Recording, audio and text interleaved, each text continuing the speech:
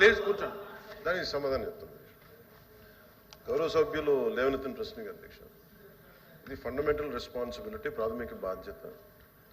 స్వచ్ఛమైన నీరుతో పాటు గ్రామాలు స్వచ్ఛంగా శుభ్రత ఉండటం చాలా ఇది మనందరి బాధ్యత.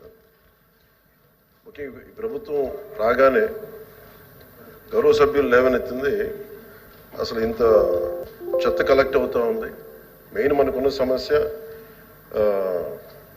మనకి సరైన స్థలాలు లేవు దానికి సేకరించడానికి.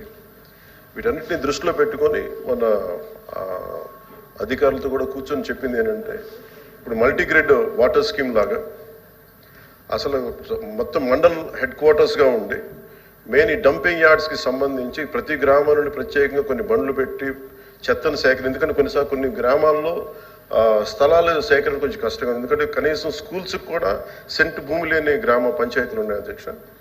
అందుకని ప్రత్యేకించి మేము ఆలోచిస్తుంది ఏంటంటే, ప్రతి ఒక 10-12 గ్రామాలని ఒక ఉమ్మడిగా తీసుకొని వాటికి సంబంధించి ఒక కామన్ డంపింగ్ యార్డ్ని తీసుకొని ప్రతిపాదన చేస్తున్నాం అధ్యక్ష. దీన్ని కొద్ది రోజుల్లో మీకు దీని మీద ఒక సమగ్రమైన వివరాలు తెలియజేస్తాం. బట్ ఖచ్చితంగా ఈ సమస్యను గుర్తించా, ఇది మనందరి బాధ్యత. Will take it forward. Question number 135.